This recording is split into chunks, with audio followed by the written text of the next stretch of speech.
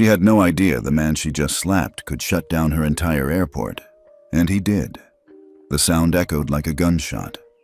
Flight attendant Claire Reynolds, 38, stood stiffly in the aisle of first class, her hand still raised. "Sir," she sneered, "you don't belong here. Get back to where you came from." The man she'd just slapped didn't respond. He didn't raise his voice or plead his case. He just slowly turned his head back toward her, a fresh red mark glowing across his cheek. Around them, the cabin was frozen. Mouths hung open. The woman in 3C whispered, "Did she just hit him?" A businessman near the bulkhead pulled out his phone, too stunned to even press record. What none of them knew, not Claire, not the passengers, was that this wasn't just a random old man in a wool coat with a paper boarding pass. This was Walter Greavves, 78 years old, the former federal infrastructure director, the man who designed and still controls the Blue Signal framework, the security protocol that grants or denies flight clearance to 17 major U.S. airports. And Claire had just slapped him. Walter didn't flinch. He reached slowly into his coat pocket and pulled out a small black flip phone. It looked outdated, forgotten, but the 5-digit code he typed into it would ripple through the national flight grid in under 5 minutes. He pressed send. Up in the cockpit, a soft ping sounded. The captain blinked at the incoming message. Authorization delay, clearance anchor, overridden, FAA manual hold. Back in first class, Claire smirked as she turned away. "Some people just can't take a hint," she muttered. She had no idea the real turbulence was just beginning. Tell us where you're watching from, and ask yourself, what if your father or grandfather got slapped for simply sitting where he belonged? Because in 5 minutes, 3 airports will shut down, and no one on this flight will ever forget what just happened. Walter Greavves didn't look like someone important. He didn't wear designer loafers or carry a sleek roller bag. He didn't walk with the swagger of someone used to being noticed. He wore an old navy wool coat, polished but aged, and carried a leather briefcase that had clearly traveled more than most people ever would. His first-class boarding pass? Printed, not digital. Claire had glanced at it earlier and practically rolled her eyes. "Who still carries paper?" she'd muttered. But Walter Greavves didn't care about appearances. He never had, not when he was working in federal infrastructure, not when he was consulting at the Pentagon, not even now, years into retirement, living quietly in a small coastal town in Maine. The truth was, he liked being invisible. He'd flown commercial dozens of times over the past year, not because he had to, but because he believed in seeing how the system actually functioned. You couldn't understand the real condition of a network by reading a report. You had to be inside it, among the people it served. That's why he always booked the same kind of flight. Early morning, first class, direct. He wanted to observe the crew, the passengers, the system. This morning, he wasn't expecting conflict. He'd chosen his seat, 2A, just like always. Checked in at the counter, showed his ID, nothing unusual. Until Claire Reynolds intercepted him at the first-class door like a security checkpoint. She hadn't smiled. She hadn't even said, "Good morning." Just a sharp, "Ticket and ID." Walter had handed them over, calm as always. But the way she squinted at his license, the way she said, "You're far from Maine, huh?" with that edge, told him everything he needed to know. She wasn't looking at credentials. She was looking for a reason. And now, because she'd found one, Walter was about to show her exactly how wrong she was. "Stay with us. The skies are just starting to shake." It should have ended when he showed his ticket, but it didn't. Even after Walter calmly handed over his first-class boarding pass and his Maine driver's license, Claire Reynolds wasn't satisfied. She held them up to the cabin light like she was scanning for hidden ink or fraud marks. Then she squinted at the ID again, as if the name Walter Greavves didn't sound first class enough. "This seat's in first class," she said slowly, her tone heavy with condescension. "Yes," Walter replied, evenly. "That's where I'm seated." Claire didn't back down. Sometimes passengers get confused, especially with paper tickets. He didn't rise to it. I assure you, I'm not confused. That answer, calm, polite, certain, made her jaw tighten. Walter could feel it. He'd seen this kind of posture before. It was the look of someone who didn't just want to be right. They needed to prove someone else didn't belong. Claire stepped closer, lowering her voice, but keeping the edge sharp. You really expect me to believe you're flying first class dressed like that? That was the moment.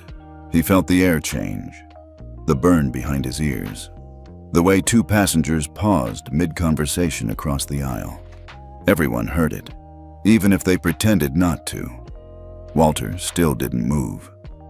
He'd dealt with moments like this before, in conference rooms, in congressional hearings, in rooms full of suits and power where people judged him by how quietly he carried authority. He wasn't going to react the way she wanted.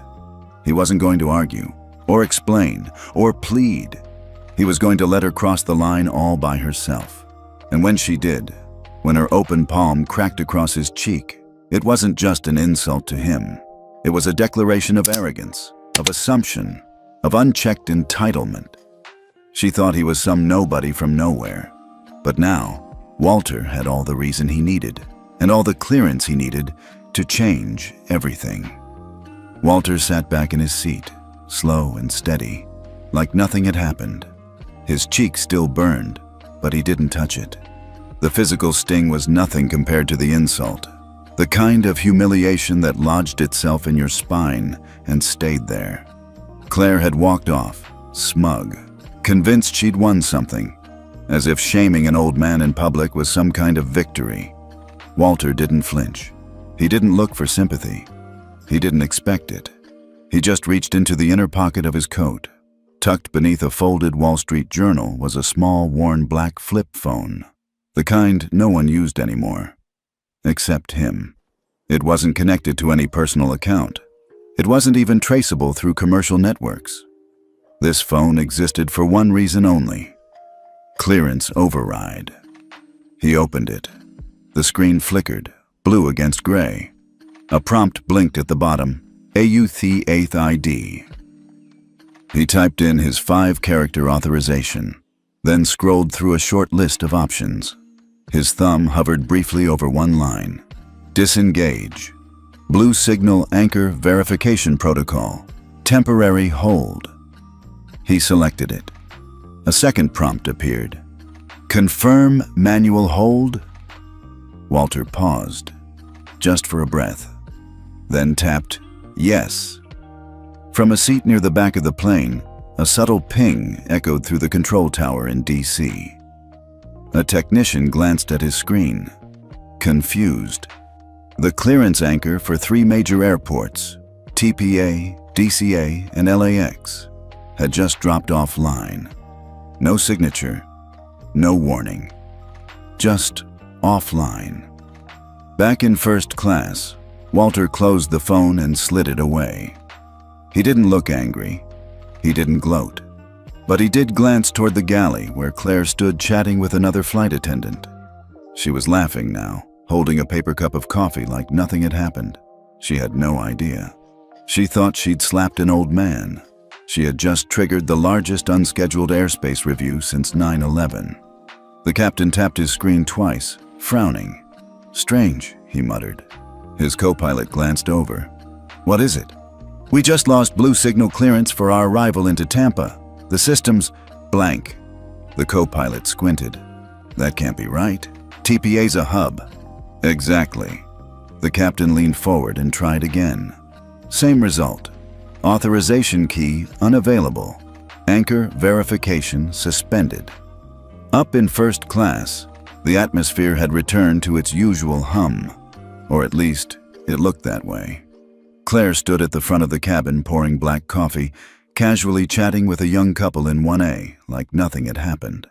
But several passengers had seen everything. And Walter? He hadn't moved an inch. He was calm, unnervingly so. Eyes closed, arms resting on the armrest like a man in quiet reflection. But under that stillness, something was building. Not rage, not revenge. Calculation. Back in the cockpit, the radio crackled. "This is FAA operations. Be advised, Blue Signal Framework is reporting a manual anchor disruption. Systems at TPA, DCA, and LAX currently on temporary hold. Reroute instructions pending." The captain blinked. "Wait, what? That's 3 major airports." He glanced down the cabin log and asked, "Did anyone important board this flight?" The co-pilot checked the manifest. "Just a handful of first-class regulars. Nothing flagged. One guy from Maine. Greavves, Walter." The captain's eyes widened. "Greavves?" he echoed. "Walter Greavves?" The name hung in the cockpit like a cold front. Meanwhile, Claire strutted down the aisle, her walk as sharp as her attitude. She threw a glance toward Walter's row, a look that said she still didn't buy he belonged there. He didn't even look up. Instead, he reached into his pocket and retrieved a pen, clicked it once, opened a small notepad, and began writing. Not a complaint, not a threat, a report. Because Walter Greavves didn't file incidents, he triggered federal investigations. "Tower, this is Eastgate 217 inbound from DC. Confirm landing slot at TPA." Silence. Then, "Negative. Eastgate 217, Tampa clearance suspended. Holding pattern recommended. FAA reviewing." The captain's stomach sank. 3 minutes earlier, everything was routine. Now Tampa International was refusing entries. And not just them. 2 more towers, Reagan and LAX, were reporting the same thing. Same message. Same eerie lack of detail. "Clearance anchor unavailable. Temporary hold. Await Blue Signal review." At the FAA Regional Ops Center in DC, alarms were lighting up across the Blue Signal monitoring interface. 3 major U.S. airports had dropped out of compliance. No external breach, no cyber attack. The problem came from inside the system, through a manual anchor override, and that override came from Walter Greaves's ID. By the 5-minute mark, incoming flights were being rerouted. Private jets were grounded. Commercial aircraft were circling. Internal emails across airline HQs read one line in bold. "Contact FAA. Confirm Blue Signal status. Something's down." Inside the plane, Claire was still oblivious. She walked briskly through the aisle again, collecting trash and handing out forced smiles. Her tone with Walter hadn't changed. Curt, clipped, thinly veiled disdain. "Are you done with that drink, sir?" she asked, eyes flicking over his notebook. Walter looked up, his voice quiet. "I'd recommend you sit down, Ms. Reynolds." Claire blinked, caught off guard. "Excuse me?" "You may want to strap in," he said evenly. "The turbulence you're about to feel isn't from the weather." At first, she laughed it off. But then came the captain's voice over the intercom, tighter than usual. "Ladies and gentlemen, we've just been advised of unexpected air traffic delays affecting Tampa and other major airports. We'll be entering a brief holding pattern." Claire's smile dropped. Walter turned back to his notes, crossing a line of text and rewriting it carefully. From that seat in 2A, he wasn't just documenting a rude flight attendant. He was logging the first minutes of a systemic failure. And Claire? She wasn't in control anymore. 3 airports were stalling, the skies were shifting, and the ground was about to shake. "Wait," the captain said again, gripping the control yoke. "Did you say Walter Greavves?" The co-pilot glanced up, now visibly concerned. "Yeah, that's the name on the manifest." A thick silence settled between them. "I sat in a debrief with him once," the captain finally said. 12 years ago, Pentagon side. He was consulting on something called Blue Signal," the co-pilot finished, eyes widening. The two stared at each other for a moment. Neither said the obvious. He wasn't just a consultant. He built it. Back in the FAA Operations Center, a separate terminal lit up. Someone in the Oversight Division had finally run the ID trace from the override command. Within seconds, a high clearance alert flagged the code as belonging to Walter C. Greavves, former Federal Infrastructure Director and current authenticator of the Blue Signal Anchor System. The room snapped to attention. "Get the administrator on the line," someone ordered. "Already tried. He's en route to Capitol Hill." "Then get defense liaison, now." Meanwhile, on the plane, Claire began to sense it. Something shifting. Passengers were murmuring, texting. Cabin crew were quietly checking cabin status with furrowed brows. The Wi-Fi had flickered and then gone down. Claire tapped the cabin phone, but it gave a hollow click. No signal. She made her way back to the front galley, and that's when the intercom beeped. The captain's voice came through, sharper this time. "Ladies and gentlemen, we have just received notice that we will not be landing at Tampa. We're diverting to Jacksonville International. This is due to an unexpected systems audit affecting regional airspace." Claire turned pale. Systems audit? The only time that term was used mid-flight was during federal emergencies. And still, she didn't know. Didn't know that while she was pouring orange juice and doling out napkins, the man she humiliated had triggered a silent chain reaction reaching the FAA, Homeland Security, and Defense. In 2A, Walter opened his phone one last time. A short confirmation buzzed. "Anchor hold confirmed. 3 nodes offline. Emergency briefing requested." Then came a ping, a private message. "Is it retaliation or reform, Walter?" He replied with one line. "It's reminder." Back in the cockpit, the name Walter Greavves had reached the airline's executive crisis line. Within 2 minutes, the airline CEO's personal assistant interrupted his golf round with a quiet but panicked whisper. "Sir, we may have just slapped the man who controls our federal airspace access." And that's when everything stopped being a misunderstanding and became a crisis. By the time the plane began its slow descent into Jacksonville, the airline's legal department was already drafting press language. The headlines hadn't hit yet, but the signals were clear. TPA, DCA, and LAX, 3 of the top 10 busiest airports in the country, were on active audit hold. No arrivals, no departures, no explanation to the public. Behind closed doors, federal agencies scrambled to contain the fallout. FAA administrators held a 3-way call with Homeland Security and the Department of Transportation, their tones clipped and urgent. "He used a cleanline authentication," someone reported. "Manual override, valid signature. We can't block it without violating the Blue Signal framework." "And who authorized that framework again?" a second voice asked, irritated.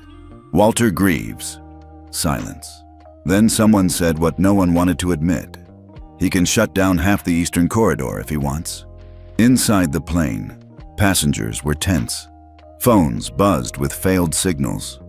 A few started noticing something strange. Ground crews weren't present when they landed. No announcement, no welcome, just the plane sitting there, silent, sealed. Claire paced near the cockpit, biting her lip. Something felt off. The senior flight attendant, Mark, pulled her aside. "You need to come clean. If something happened with a passenger—" "I didn't do anything wrong," Claire snapped. "He got aggressive, disrespectful." Mark stared at her. He's sitting in 2A, calm, quiet, never said a word. Claire's eyes darted toward Walter's seat. Still there, still dignified, still terrifyingly calm. Meanwhile, inside FAA command, a private line buzzed on the administrator's desk. It was Walter. He didn't shout, he didn't threaten, he simply stated facts. "You have 6 hours. Either enforce the dignity protocol we proposed 12 years ago, or the next phase of Blue Signal rolls out. And this time, I won't be the only one pressing send." The administrator swallowed hard. "You're not bluffing." Walter's reply was even. "You've had over a decade to prove otherwise." Back at Jacksonville Airport, a black SUV with no markings pulled onto the tarmac. 2 federal agents stepped out. They didn't go to the cockpit. They didn't go to the tower. They went straight to seat 2A. Walter stood slowly, calmly collecting his coat, his notebook, and the flip phone now powered off. He didn't speak until they reached the bottom of the stairs.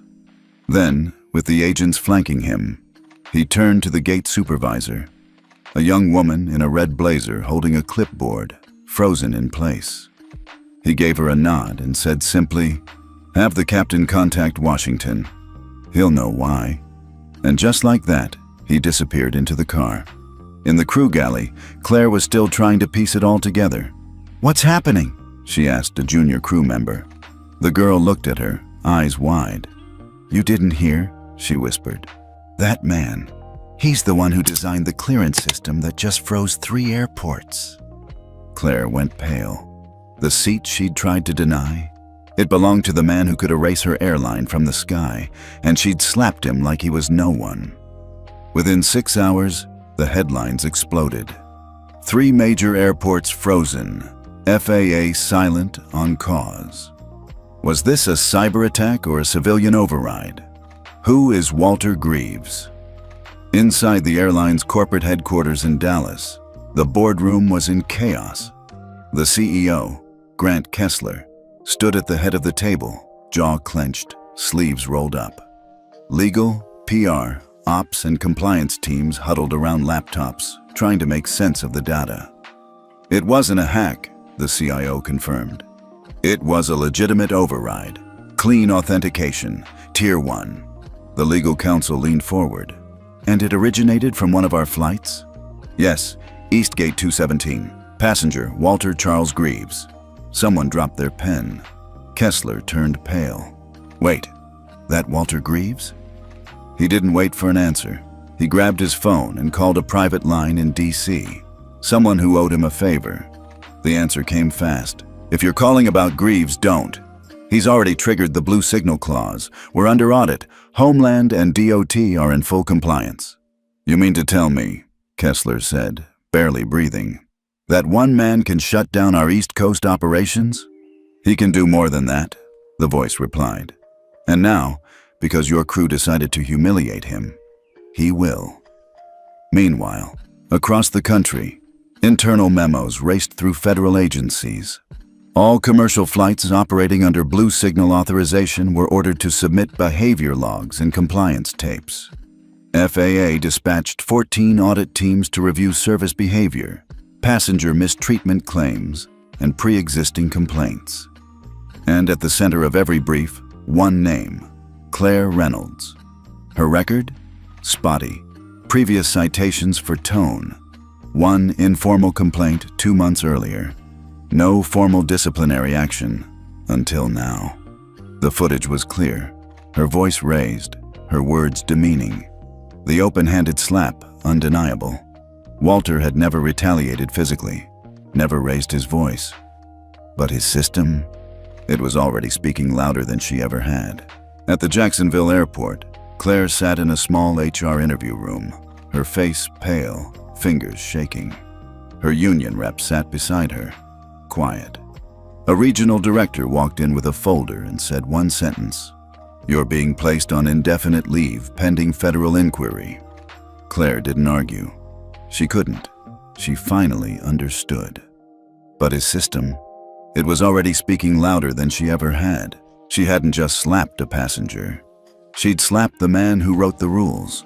And now, the sky was rewriting itself, without her in it. Justice didn't land with noise. It touched down in silence and grounded her future. 3 days later, the aviation industry was on fire. Multiple airlines were now under ethics review. A new temporary protocol, called the Greavves Standard, had been rushed into effect by the FAA, requiring all carriers to submit passenger treatment logs, crew behavior evaluations, and a formal response plan for all in-air incidents involving first-class passengers. For many, it was an inconvenience. For others, a nightmare. But for Walter Greavves, it was simply overdue. Back in Washington, D.C., inside a secured federal briefing room, Walter stood before a small group of senior transportation officials. No cameras, no press, just decision-makers. A young deputy secretary broke the silence. "Mr. Greavves, respectfully, what exactly do you want?" Walter set his phone on the table. He didn't raise his voice. He didn't need to. "I want the skies to have memory," he said. "If a passenger is mistreated, especially one with no power to defend themselves, That shouldn't vanish with the landing gear. I want every airline to be held accountable for who they let represent them." He slid a binder across the table labeled Flight Conduct, Equity, and Oversight Proposal. It outlined a permanent policy based on passenger rights, behavioral ethics, and a scoring system that would link directly into Blue Signal's clearance matrix. Airlines that didn't comply would not just lose funding, they'd lose access to the sky. Meanwhile, news outlets across the country were catching on. Walter Greavves, former federal director, quietly forces ethics reform on U.S. aviation. Retired official shuts down airports. Public cheers his push for passenger rights. The skies have memory now. A new era of flight accountability begins. Walter didn't speak to the press, but his impact did. His proposals were adopted within 48 hours by 5 major U.S. carriers. 2 international alliances began requesting meetings, and a bipartisan group of senators drafted a motion to make the Greavves Standard federal aviation law. As for Claire Reynolds, her name was flagged in the first wave of training audit suspensions. Her license wasn't revoked, yet, but she was removed from active flight duty, barred from reapplication for 18 months, and placed under formal ethics review. The union declined to appeal. Her mistake hadn't just been the slap. It was assuming no one important was watching. At a quiet cafe in Arlington, Walter sipped a black coffee by the window, watching planes take off in the distance. A younger man approached, FAA staffer, maybe early 30s. Nervous. "Mr. Greavves, just wanted to say, that moment on the flight, the way you handled it, it changed how we look at our job." Walter gave a small nod. "We're all passengers in someone else's story, son. Sometimes we just need to remind them we've flown this route before." The young man left, and Walter turned back to the window. His flight was boarding in an hour. This time, no one questioned his seat. No one asked for ID. No one raised a voice. And no one ever would again. Some revolutions don't roar. They click open from a quiet flip phone and rewrite the rules at 30,000 feet. 1 week later, the industry was no longer the same. The FAA, alongside ICAO and the U.S. Department of Transportation, held an emergency summit in Geneva to address a growing demand. If airlines wished to retain international certification, they would now have to integrate the Passenger Dignity and Fairness Index, a framework that had been sitting dormant for over a decade. It had a new name now, the Greavves Accord. And this time, there was no ignoring it. The Accord introduced a mandatory ethics rating system for both flight attendants and airline procedures, scoring airlines on how they handled real-time complaints, crew conduct under pressure, and treatment of at-risk passengers. Walter didn't attend the summit in person. He didn't have to. His name was on every page, his digital signature on every clause. And when the vote came, not a single country objected. It passed unanimously. In a press briefing that followed, the FAA administrators stepped up to the podium. No political spin, no sugarcoating. "We failed to act on this a decade ago. That won't happen again. From this day forward, access to our airspace comes with a condition. Respect." He paused. "We thank Mr. Greavves not just for his service, but for reminding us that silence is not consent." Across the industry, changes came fast. Airlines began retraining their entire first-class cabin crews. New internal watchdog teams were installed. Behavioral surveillance software, developed years earlier but shelved, was reinstated. Cabin interactions were now being scored and logged, not just for compliance, but for ethics. Passengers noticed the shift. There were fewer, "Ma'ams, I need you to calm down," speeches, fewer glances of doubt, more apologies offered before passengers had to ask, more respect. At the same time, several whistleblowers who'd once spoken out against cabin discrimination found themselves reinstated.